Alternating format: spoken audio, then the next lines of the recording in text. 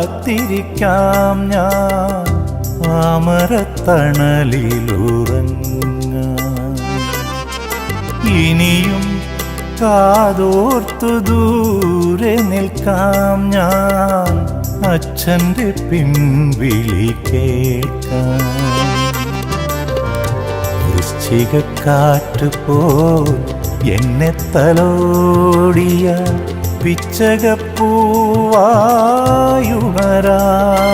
ഞാൻ കൊച്ചരിപ്രാവായി പറക്കാം. ഇനിയും കൊതിയോടെ കാത്തിരിക്കാം ഞാൻ അമരത്തണലിലുറങ്ങാൻ.